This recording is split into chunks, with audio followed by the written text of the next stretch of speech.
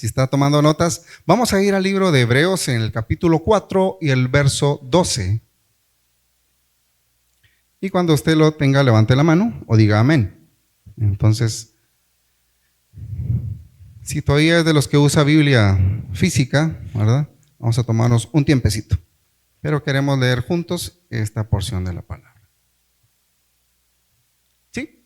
Entonces la palabra dice, porque la palabra de Dios es viva y eficaz y más cortante que toda espada de dos filos, y penetra hasta partir el alma y el espíritu, las coyunturas y los tuétanos, y discierne los pensamientos y las intenciones del corazón. Entonces, note aquí usted que aquí empezamos a tener una imagen, ¿verdad?, de lo que el apóstol Pablo, bueno, en este caso el Hebreos, bueno, quien ha escrito Hebreos, nos dice y nos está haciendo una metáfora de la espada, ¿verdad? Que la palabra de Dios es una espada. Y entonces nos ponemos a pensar en la historia, siempre nos ponemos a pensar en las guerras que habían antiguas, y acuérdese de las eras del tiempo, no siempre se usó el hierro. A ver si se acuerdan, ¿verdad? Entonces, antes de que existiera el hierro como tal, hubo una edad de bronce, ¿verdad? Una edad de piedra, incluso antes de esa. Entonces se cazaba con piedritas, ¿verdad? Todavía hay gente que colecciona ese tipo de artefactos, o se encuentran. Y luego en bronce, pero ahora que yo trabajo con metales, el bronce es algo suave, es bastante suave. Las aleaciones esas como que no duraban mucho, se amellaban los cuchillos y eso, ¿verdad? La gente subía usando el pedernal. Luego vino la edad de hierro, más o menos en la temporada de que ya las guerras pues ya se ganaban así. ¿Por qué vamos a hablar acerca de la espada un ratito? Mire, aquí tengo esto que nos bendijeron una vez, nos trajimos el recurso de los vecinos de aquí a la par, ¿verdad?, de los niños, y aquí un hermano nos hizo favor de hacer esto. Mire qué bonito, mire cómo se guarda aquí, le voy a enseñar.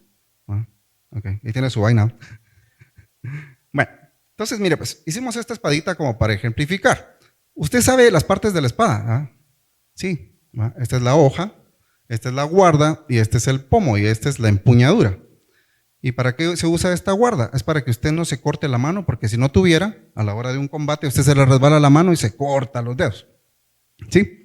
Creo que es el aire el que está algo fuertecito. Gracias, Eric. Aquí lo voy a levantar yo. Entonces, le cuento acerca de esto. Usted sabe cuando dice que la palabra es como espada de dos filos, y que dice que la gente que ha predicado esto y que lo ha escuchado dice que a veces da para el que usted quiere darle, como quien dice, pero también le pasa dando un su toque a usted también, ¿verdad? ¿Y por qué? Porque al principio las espadas no tenían guarda, alguien tuvo que haberse cortado para que eso pasara. Incluso en combate, una espada de dos filos sirve para dar para allá y para dar para acá, ¿verdad? En cambio hay unas espadas que solo tienen un filo, tienen un canto más grueso de este lado y un filo así. De hecho, las espadas del Mediterráneo, las espadas del Oriente Medio, eran así. Hay una que se llama kukri, que no la hicimos porque no nos dio tiempo a los muchachos hacer una imagen, pero era la que se usaba en el tiempo de David y los filisteos. Era una espada muy pesada, era una espada que había que dominarle. El arte de esa espada incluso era como un arco, ¿verdad? Y la usaban a dos manos, la empuñadura. Era, imagínense, ¿verdad?, el que era guerrero tenía que esforzarse para aprender a usar la espada. De hecho, al día de hoy hay escuelas que enseñan artes marciales y el uso de espada como algo artístico, ya no como elemento de guerra. Y quiero hablar de esto para llegarlo a un lugar. Mire, pues, en Efesios 6:17, por favor, ahí los chicos de multimedia, habla acerca de la armadura de Dios. No, sí, la armadura pues, es algo defensivo, es algo que me va a proteger, ¿verdad? Dice en la Biblia, habla sobre la armadura de Dios, específicamente menciona tomad el yelmo de la salvación y la espada del Espíritu, que es la palabra de Dios. O sea, ahí ponerse un casco. Después vamos a llegar a ese punto de Efesios y vamos a leer todo lo que tiene. Pero nos dice que siempre estamos en constante combate, pues nosotros, el Señor Jesús dijo, van a ser afligidos, ¿verdad?, pero yo voy a estar con ustedes. Pero esa es una de las cosas que si nosotros no leemos la palabra, no recordamos este tipo de cosas. O sea, que el Señor nos dio la esperanza de tener beneficios de parte de Él y que Él iba a estar al rescate nuestro, pero también nos dejó armas. Entonces, vamos a hablar acerca de la palabra de Dios, su Biblia, las palabras que el Señor llegó, porque este es un libro, ¿sí? Este también puede ser un arma si no se están quietos. Si usted le da con el canto a alguien, bien, Si es de aquellos libros de antes, también puede servir. Pero este es un libro. ¿Pero qué contiene? A ver, no me dejen solo, pues. La palabra, la revelación de la palabra y los beneficios que el Señor tiene para sus hijos. Y aquí hay muchas promesas que hemos dejado de percibir, de tener, porque no leemos la palabra de Dios. Y nos hemos metido a unos tremendos líos, clavos, por ignorancia. Mi pueblo perece porque no tiene conocimiento de la palabra. Y dice, ahí adentro dice eso. ¿Conocimiento de qué? Mire, la palabra nosotros nos enseña, Salomón se echó unas buenas ahí, hablando acerca de dinero, hablando acerca de las relaciones, hablando acerca de los negocios, con quién se hacen negocios, de los haraganes, de los que duermen mucho, de los que trabajan, de los que guardan dinero, de un montón de cosas. Y dice qué hacer y qué no hacer con ellas. Y a veces cometemos errores porque no tenemos consejo. Y si no tenemos consejo, leemos la palabra y no la entendemos como aquel etíope, ¿verdad? Que iba en la carreta y tuvo que llegar Felipe, ¿verdad? Tuvo que llegar Felipe y dice, ¿y entiendes lo que lees? ¿Y cómo voy a entender? Porque nos pasa a muchos, si no hay quien me explique. Y entonces tiene que haber alguien, y por eso ahí está usted, que el Señor le revela cada día qué hacer y poder compartir luz de la palabra. Entonces, porque no solo usted y yo estamos siendo atormentados por el enemigo, también la gente que está atormentada ahorita, puede ser en casa, su vecino ahorita que nos ve y dice, ¿qué voy a hacer? Y la palabra dice qué hacer. La palabra nos dice cómo resolver o a quién acudir. Clama a mí, yo te responderé. Pero ¿quién va a saber esas palabras si nadie se las contó? ¿Verdad? Yo sé los planes que tengo para ustedes, planes de bien y no de calamidad, para darles un buen fin a ustedes y a sus hijos después de ustedes. Y son las promesas que valen la pena entender y apropiarnos de ellas. Pero, mira pues, y hablé un montón y apenas voy por 2 líneas y son como 3 hojas. Bueno, que Dios nos ampare con esto. Muy bien, arma ofensiva. Un arma ofensiva es la que se utiliza para hacer daño, ¿sí? Una arma ofensiva es la que usted hace no para disuadir, es para herir, ¿sí? O sea, no andaba ahí con el machete solo porque le da la gana cargar un machete, no, es para pelar caña, dicen, va. Pero conozco gente que sí sabe usar el machete, pues, ¿verdad? Y hay de aquel que se le acerque con malas intenciones, ¿verdad? Porque no carga un palo, carga un machete, ¿verdad? Entonces en el tiempo antiguo se cargaba una espada. ¿Qué hizo Pedrito, aquel amigo de Jesús? ¿Se acuerda? Cuando estaban en el monte y lo llegaron a capturar. Agarró la espada. Era más chiquita que esta, me imagino, ¿no? Y ¡juas! ¿Va? Y le hizo su corte bien coqueto de este lado, así como está de moda aquí, bien pelón de este lado, ¿va? Con un pedacito de oreja, ¿verdad? Y el Señor le dijo, tranquilo, guarda tu espada. Acuérdate que el que a hierro mata, a hierro muere, ¿verdad? Y Jesús pues hizo lo que él sabía hacer, ¿va? Curó, no lo dejó ahí desangrado al otro. A pesar de que lo iba a calumniar y todo, el Señor le sanó. Pero ¿por qué hablamos de esto? Porque esto es un arma para defensa, ¿verdad? Es un arma para defensa y entonces, mire pues, ¿qué es una espada? Es un arma blanca, larga, recta, afilada, con empuñadura, utilizada para cortar, asestar o punzar. Es un arma de mano, generalmente con una hoja metálica y un mango para sujetarla. Las espadas se han utilizado a lo largo de la historia en combate como símbolo y también como símbolo de poder en diversas expresiones culturales. Fíjese que cuando antes los reyes eran vencidos, ¿verdad? Y ya no tenían ejército. Estaban allá, como ellos mandan a todo el ejército primero, se quedan hasta atrás viendo la guerra, ¿no? Entonces, ¿qué es lo que hacía? En símbolo de rendición, mandar o entregar su espada. ¿Por qué? Porque esto significa violencia para muchos, ¿verdad?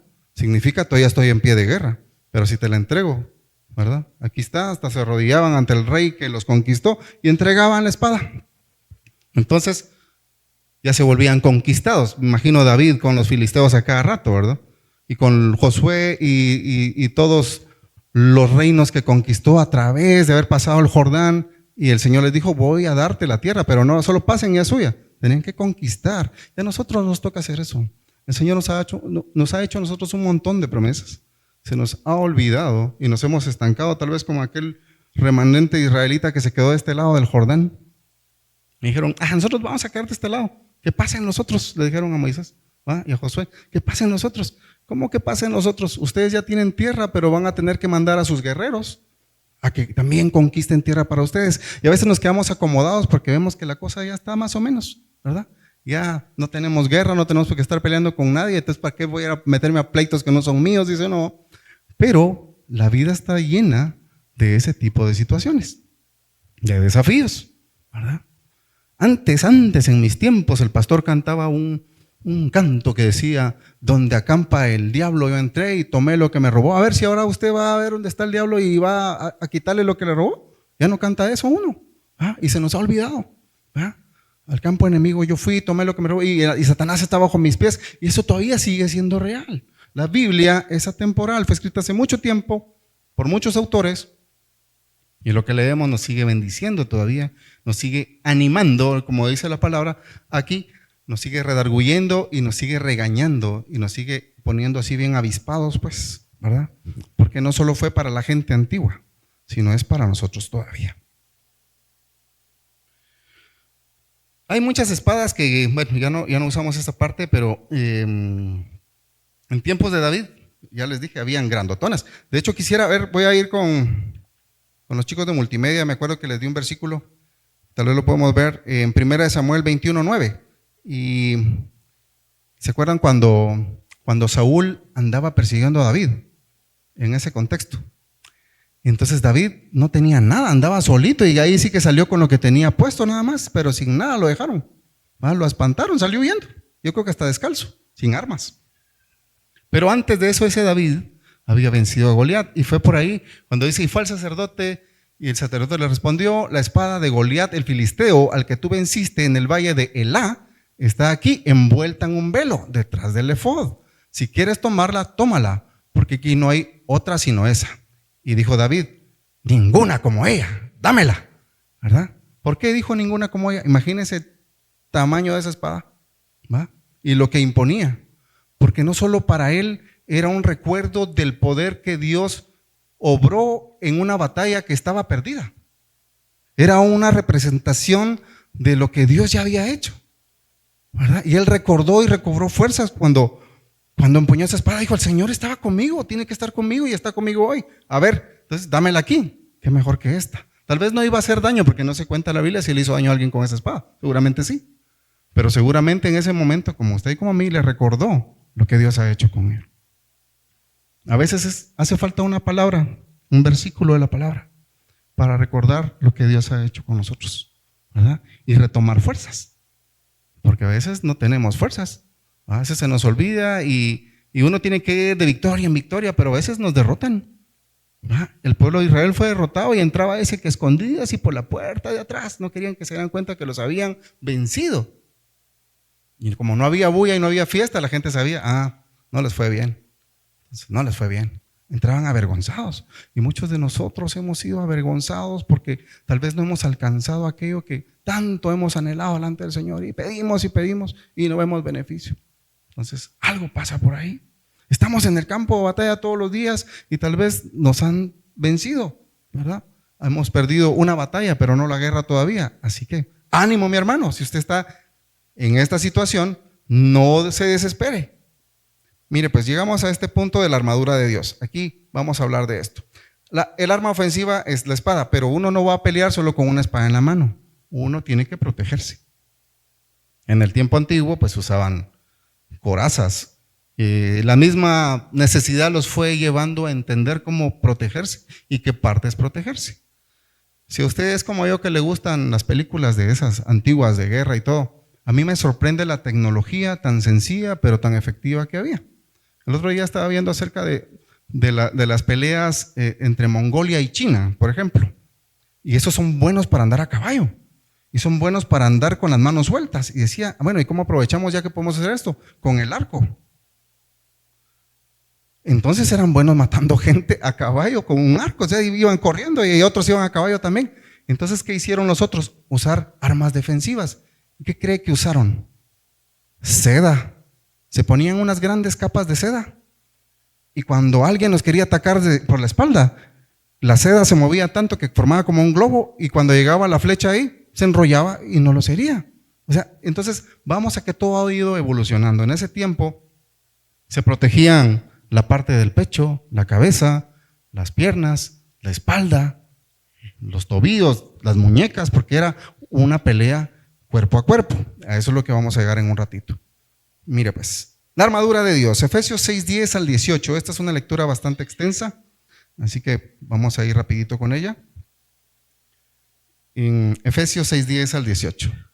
Por lo demás, dice aquí, en esa versión, vamos a leer la que está en la pantalla: hermanos míos, fortaleceos en el Señor y en el poder de su fuerza.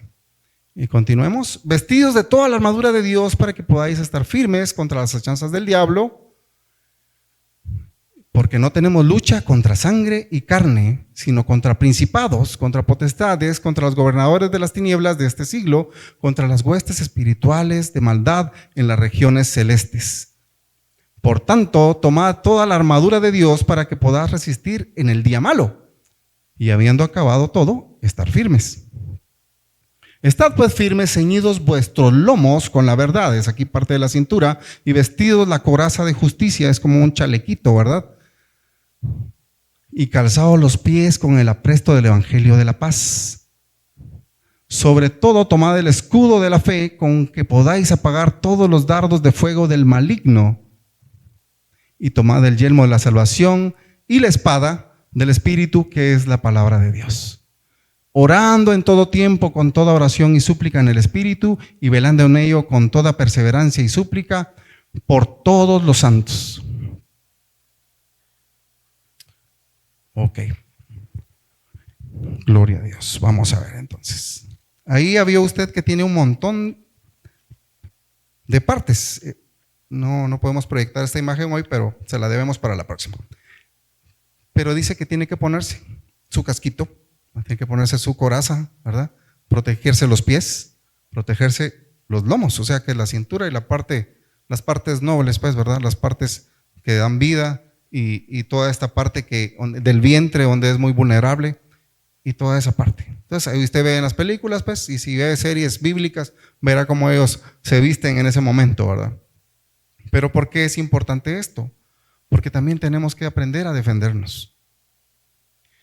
Fíjese que hay una frase que utilizan mucho, que, bueno, en las películas de guerra y alguien la podrá relacionar ahorita, dice: un buen ataque es la mejor defensa. Si usted está defendido, solo defendido, le están va a dar y usted no hay momento que se pueda defender. Entonces, el que pega primero, dice, a ver, hermano Víctor, ahí por ahí dijo alguien, el que pega primero pega dos veces. ¿Ah? Así dice el dicho y conocido refrán, ¿verdad? Pero usted, ¿qué quiere hacer contra el enemigo? Pues, o sea, no contra su vecino, ni con aquel señor, el vecino que me cae mal, y aquí que tengo sentado a la par mía, no se trata de eso. ¿Contra quién? Usted está viviendo una batalla espiritual cada día. No nos damos cuenta de la misericordia del Señor. Y si usted puede ver ahí que alguien postea cosas y dice, si pudiéramos ver el mundo espiritual, que hay gente que lo puede ver, veríamos qué tipo de seres intentan dañarnos, pero también vamos a poder ver la gloria y el brillo de la luz de Cristo que está sobre nosotros y nos protege. Usted no sabe el día de hoy cuántas cosas el Señor lo libró para poder estar aquí y cuánta gente hoy no lo logró. ¿Por qué? El Señor está para todos. Dice que Él quiere que todos procedan al arrepentimiento, porque la salvación es por todos. La sangre se derramó por todos. Por todos se derramó la sangre del Señor. Él no quiere que nadie se pierda, ¿verdad? Pero no todos han tenido la oportunidad de conocer este tipo de situaciones. Están agobiados, angustiados. Usted tal vez conoce a alguien que no encuentra la salida, que no encuentra cómo salir, y digo, ¿y ahora cómo hacemos con esto? Y según uno, los que ya son más maduros y han pasado por ahí, este se está ahogando en un vaso de agua, pero es suficiente una gota de agua para ahogarse. Se lo digo yo. Por ahí está mi esposa, ¿no te acuerdas? Con una gotita de limón me estaba quedando, ya estaba viendo la luz, me dijeron, no, abuelo. Pero no es necesario estar en una piscina, en el océano, es tan fácil, hasta con su propia saliva usted puede dar una vuelta sin retorno por ahí, ¿verdad? Entonces, ¿qué es lo que la palabra nos dice acerca de la espada del Espíritu? Mire, pues le voy a dar unos consejos ya para lo que queremos aprender. En 2 Corintios 10:4 el Señor nos enseña a defendernos y cómo defendernos. Dice, porque las armas de nuestra milicia no son carnales, sino poderosas en Dios para destruir fortalezas. Las armas de nuestra milicia, dice, derribando argumentos y toda altivez que se levanta en contra del conocimiento de Dios y llevando cautivo todo pensamiento a la obediencia a Cristo. Lo vamos a dejar ahí. Gracias, multimedia. ¿Cuáles son las armas de nuestra milicia? O sea, ¿sabe usted qué es la milicia? ¿Sí? A ver, ¿quién no sabe qué es milicia? Levante la mano, así. A ver. Todos se fueron al CENFOC. Ahí hay mándamelo a CENFOC a este muchachito. Muy bien. Muy bien, Julito. La milicia, el ejército, pues usted está sin saberlo, mire, ahorita le voy a decir, usted está en el ejército de Dios. Es soldado raso, es menos que eso, igual que yo. Ahí estamos ahorita tratando de que nos ganarnos un galoncito, ¿va? Para que ya no nos estén jalando el pelo, ¿va, mano Víctor? Que no nos pongan a lustrar las botas de alguien más. Usted y yo estamos en constante entrenamiento y ni cuenta nos hemos dado. Pero como dice el apóstol Pablo, cualquiera que milita, dice, no se enreda en los negocios de la vida, ¿va? Sino que quiere agradar a aquel que lo tomó por soldado. ¿Qué significaba eso? Le decía a Timoteo. Entonces, ahí vate. Entonces, tienes que agradar a aquel que te llamó a su hueste celestial, a su hueste aquí en la tierra, a hacer guerra espiritual. Y usted no va a entrar, como le decía hace ratito, así, con ropa de domingo, pues.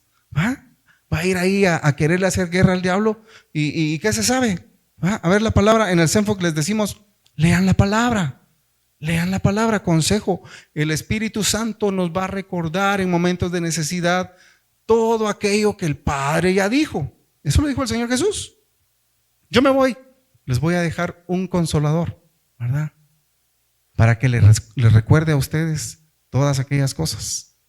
A ver, ¿alguno de ustedes el Señor ya le ha recordado algo? A mí me recuerda, me regaña, me redarguye. Esa es la palabra que bíblicamente se usa, ¿verdad?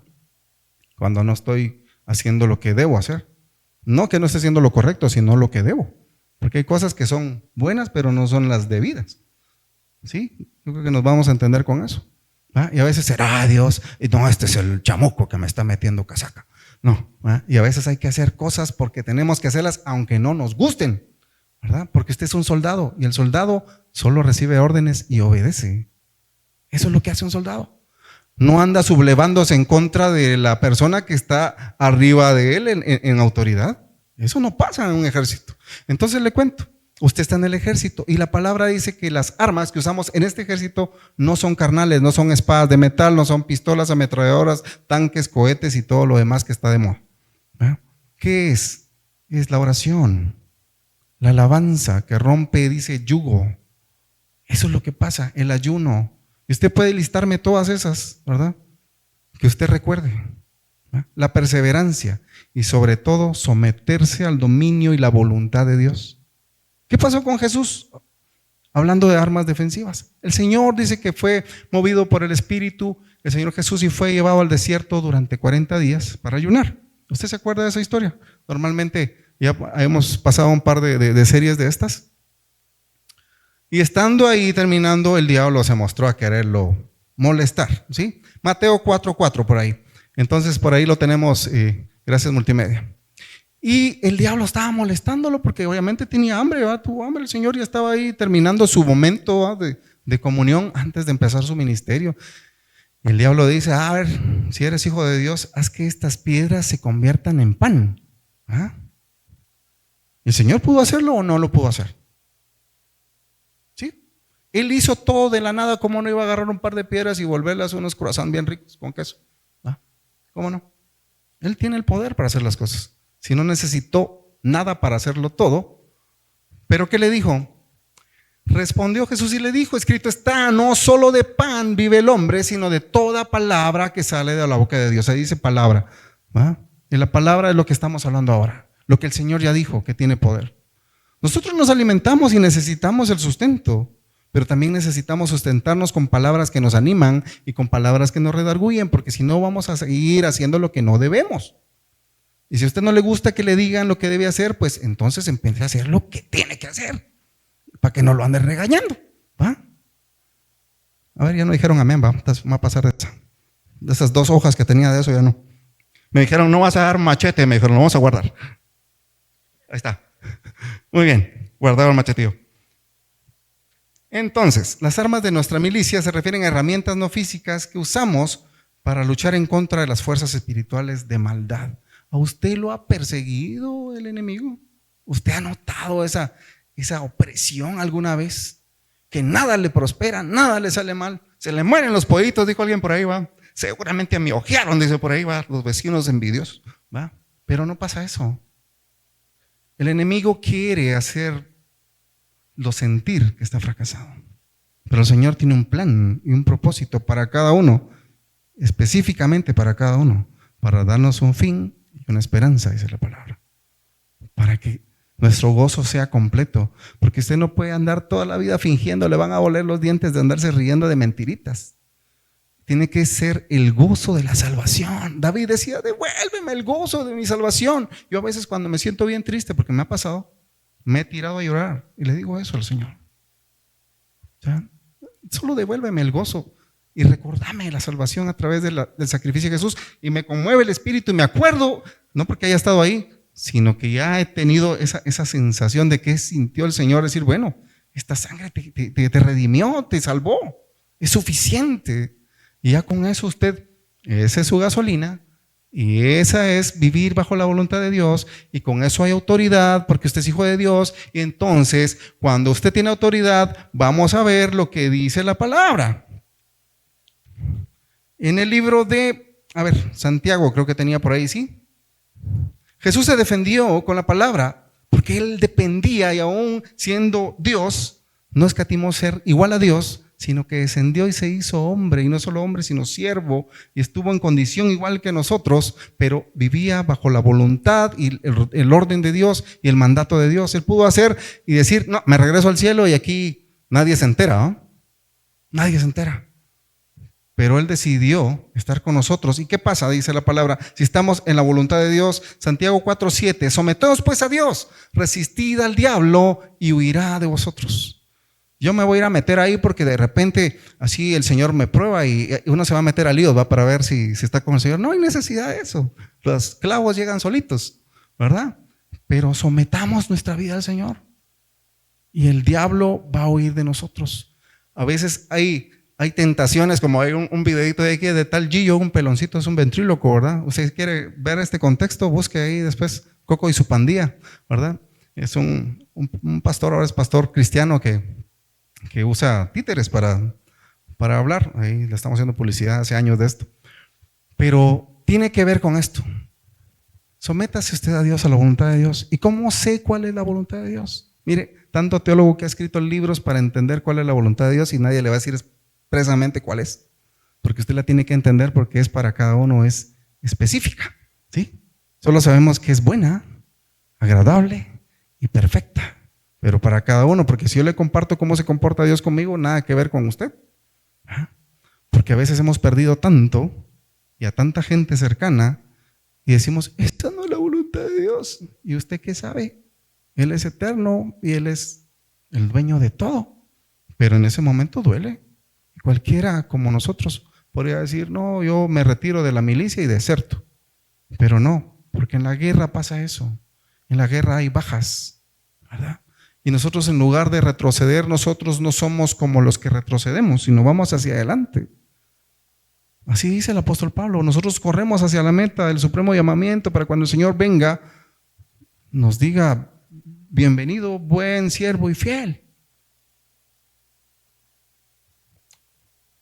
Primera de Pedro 5:8 dice, sed sobrios y velad, porque vuestro adversario el diablo, como león rugiente, anda alrededor buscando a quien devorar. Esté usted despierto. O sea, no con eso quiero decir que pase toda la noche en vela, como las vigilias que hacemos, ¿verdad? Pero estar despierto alrededor de su propia vida, o sea, estar avispado, pues. ¿Qué es lo que está pasando a mi alrededor? Por eso le decía, una buena defensa es mejor, ¿verdad? Con un combate anticipado. O sea, no es que uno ande buscando el pleito, pero uno tiene que estar prevenido. O sea, que no lo agarren dormido, pues. que está ahí ¿cómo se llama? El atalaya, el guardia ahí con la espada y la lanza, pero bien cuajado. ¿Sí? ¿Se acuerda usted de esos que están ahí en el castillo de Buckingham, en Londres? Que están ahora solo por foto, ¿va? Pero no se les puede acercar nadie, esos cuates son bien enojados, ¿va? Pero están así firmes y están ahí hasta que les quiten su turno. Y hay algunos que hasta se han desmayado, ¿va? Porque no se pueden ni mover, porque hay, Dios me guarde, ¿va?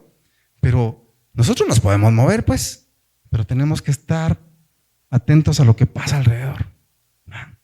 A lo que pasó ayer, pero que puede afectarme ahora y no con el miedo al futuro, sino siendo precavido y sabiendo cómo utilizar la palabra. Mire, a veces nosotros no lo entendemos, aunque vengamos y tengamos tantas prédicas y el Señor está en nosotros y el Espíritu está en nosotros, pero necesitamos tener a alguien que nos anime y a alguien que nos enseñe y a alguien que nos aconseje. Déjese aconsejar. Déjese aconsejar. Busque a alguien. Busque a alguien que usted considere que tiene el porte, que tiene lo que... Ore al Señor para que le muestre con quién usted pueda aconsejarse. Bueno, obviamente con los pastores, con el liderazgo de la iglesia, para encontrar cuál es la voluntad de Dios. Oremos para eso. Porque ¿para qué me sirve entonces la palabra, hermano? Si solo para leerla, no, para estarla recitando como que no son mantras como lo que utilizan otro tipo de gentes en otras religiones. No, repita esto 50 veces y ahí va a ver qué le sale. No se trata de eso. Voy a ser delgadito y sigo echándole los panes con café. No, hay que esforzarse. Hay que esforzarse y esto quiere sacrificio. En el libro de Job vemos a Job todo destruido al principio. Estaba bien al principio, después todo destruido. Mas sin embargo, él mantenía que él estaba bajo la voluntad y el dominio de Dios y algo iba a pasar, iba a mejorar, porque él decía: yo sé que mi Redentor vive. Yo de oídas lo he oído, como a muchos de nosotros. Solo me han contado de las cosas grandes que ha hecho Dios. He visto lo que Dios ha hecho en muchos, pero me toca a mí también. Pero tengo que esforzarme para poder encontrar lo que el Señor diseñó para mí. No voy a estar viviendo bajo la voluntad de Dios que quiere para hermano Sarbelio, porque él tiene su propia bendición y está diseñada para él y su familia. Tengo que buscar la bendición de Josué Hernández para él y su familia. Es como aquellos que ponen una tienda en la esquina y después el otro, como lo que le está yendo bien, le ponen una a la par. Y si Dios bendice, pues está bueno. Pero no se trata de, copiémosle el estilo al hermano tal y quitándole el emprendimiento a ver si quién es más pilas, sino se trata de que el Señor desarrolle en ti, mi hermano, si es por negocio, un negocio nuevo, innovador, con marca registrada solo para ti solito, que nadie te lo va a quitar porque Él te lo dio. O un pensamiento, una idea millonaria, como dicen por ahí. Todos tenemos algo. Yo me acuerdo haber ido a una convención allá con Pastor Cash una vez hace años, con mi esposa fuimos. Dice: cada uno de ustedes guarda una idea millonaria. Pidan al Señor que la revele. Y no para que se vuelva millonario orgulloso, sino para que pueda bendecir a otro. Busque en su interior, usted es creativo. El Señor, siempre hablamos esto, el Señor nos dio manos. Cuando me toca orar por las cosas acá o cuando estamos orando para los anuncios, siempre me gusta decir que cuando nos vamos, durante la semana, que el Señor lo sorprenda a usted. A mí me gusta usar mis manos para trabajar y me las golpeo y todo, pero ahí ando, como muchos, ¿verdad? Todos teclean con sus manos, pero estas manos están diseñadas para bendición, las suyas. Levante sus manos, levante sus manos. Levántelas inmediato, porque si no, esas manos las vamos a levantar. Arriba las manos, ahí sí va. Muy bien. Estas manos están diseñadas para hacer, para bendecir, para crear, no para destruir. Entonces, bendigo la obra de sus manos, porque el Señor ya la bendijo desde antes. Si usted está pensando en hacer algo, éntrele. No se deje molestar por el enemigo. Usted ya aprendió hoy. Usted tiene palabra, busque la palabra, entienda la palabra, viva la palabra, camine con ella. ¿Por qué? Porque va a desarrollar un hábito en usted y para su familia. Eso se hereda, esos hábitos se heredan. El consejo se hereda porque de la abundancia del corazón habla la boca. Entonces ya no voy a hablar puras payasadas que vi en la tele, sino voy a hablar cosas que leí, cosas que viví, cosas que aprendí para poder desarrollar algo bien. No voy a andar ahí contando lo que le pasó bueno a alguien más, sino lo que me pasa a mí, para que los que sean mis vecinos vean que Dios habita en mí y que me bendice, pero tengo que ser diligente. ¿Sí? Volvemos a eso, tengo que ser diligente.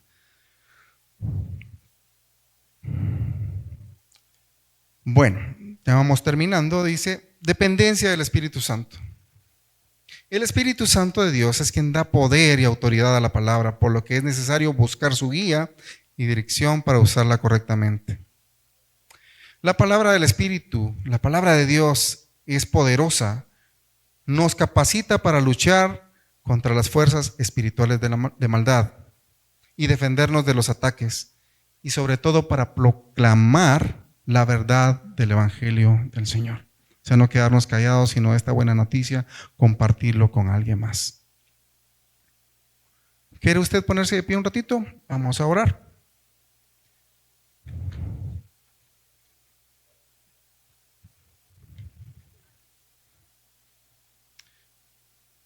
Es necesario. Hoy te gané, Canchi. Es necesario que aprendamos de la palabra. Busque la palabra, mire tantas alternativas que hay últimamente tecnológicas, pero no use la IA, déjela por un lado, desactívela. Si tiene una de estas, la mayoría en sus páginas traseras también tienen un plan de lectura anual. Volvamos a lo básico.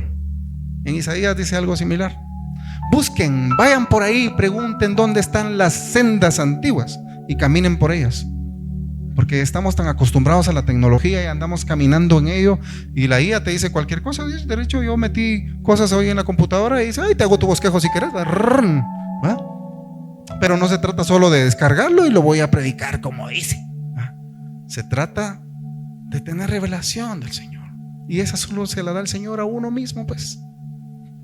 Yo puedo leer miles de libros de superación personal, y como dijo el apóstol Pablo, si diera mi vida o mi cuerpo para ser quemado y repartiera todos mis bienes, pero si no tengo amor, si no tengo a Jesús, de nada me sirve. Entonces todo se resume en que el Señor habita en nosotros, dentro de nosotros, y que el fruto del Espíritu se desarrolla en nosotros. Y entonces va a sentir usted como lo llegan a zangarrear y lo patean y le tiran palos, porque van a querer tomar del fruto, ¿verdad? Para comer de lo que usted tiene. Entonces usted va a sentir, ya está cambiando la cosa. Comparta el fruto de la palabra, comparta el fruto del Espíritu con alguien más. Sobre enfermos, pongan las manos para que sean sanados. Cosas mayores a las que yo hice van a hacer ustedes, dijo el Señor Jesús. O sea, esas no son mentiras. Pruebe usted eso. En cuanto a lo económico, sea diligente con sus ofrendas, sus diezmos. Probadme ahora en esto, si no te abro las ventanas de los cielos y derramo sobre ti bendiciones abundantes. Cosas que ojos no vieron ni oído escuchó, estén preparadas para ustedes, dice la palabra. Hay tantas cosas que usted puede ver y tanta riqueza. A mí me gusta tanto este libro porque aquí hay historias de amor, historias de combates, amor, traiciones, hasta objetos voladores no identificados, no vamos a decir específicamente, pero sí, gente que vio cosas que no son de este mundo porque son de la eternidad, vienen del cielo. Cosas que no entenderíamos solo así, y se le para el pelo a uno. Tiene la profecía de la venida del Señor, que es el objetivo porque usted y yo estamos aquí. ¿Cuándo va a venir el Señor? Ya no predicamos eso. El Señor viene pronto. Esa es la buena noticia, que el Señor viene pronto, y su galardón, dice, con Él. Y aquel que esté preparado se irá con Él. ¿Usted está preparado hoy? Si el Señor viene. Cierre sus ojitos, levante sus manos si usted quiere hacerlo. Padre, queremos estar preparados porque la palabra dice que tú vienes, y mucha gente dice, hace tiempo que se predica que Jesús viene y no ha venido. Y muchos te tienen por tardanza, Padre, creen que no vas a venir. Pero haznos como dice tu palabra para poder decir junto con aquellos, ven Señor, ven, te anhelamos, como cuando cantamos, ven Señor. En el momento que tú en tu eternidad elegiste, ven Señor, encuéntranos siéndote fieles. Bienaventurado el siervo que cuando su Señor venga lo encuentre haciendo el bien, haciendo lo que le dijo, siguiendo las instrucciones de su palabra. Y mientras el Señor viene, Padre, oramos para que bendigas la vida de mis hermanos, bendigas su salud, su cuerpo. Sana sus cuerpos hoy en casita. Si no hay provisión, si estamos ahí tronándonos los dedos, si estamos pensando qué va a hacer o qué está pasando en cuestiones legales, Padre, en el nombre de Jesús, oramos para que abras puertas, para que estés en medio nuestro, para que nos ayudes a luchar con estas armas que no son carnales.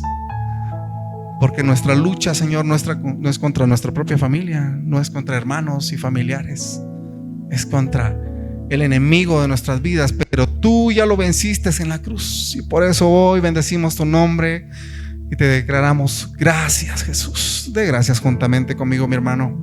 Gracias por el sacrificio en la cruz. Gracias porque puedo acercarme tranquilamente delante del trono de la gracia y obtener oportuno socorro. Gracias porque hoy me escuchas y escuchas la oración de mis hermanos ahí en su lugar, para que ellos puedan ser, Señor, bendecidos, que puedan obtener respuesta y que su gozo esté completo, y para que puedan sonreír. Señor, gracias, gracias, Señor. Gracias, eterno Señor. Bendito sea tu nombre, bendito sea tu nombre. Eres bueno, santo es tu nombre. Amén. Dele palmas al Señor. Sonría, Cristo le ama.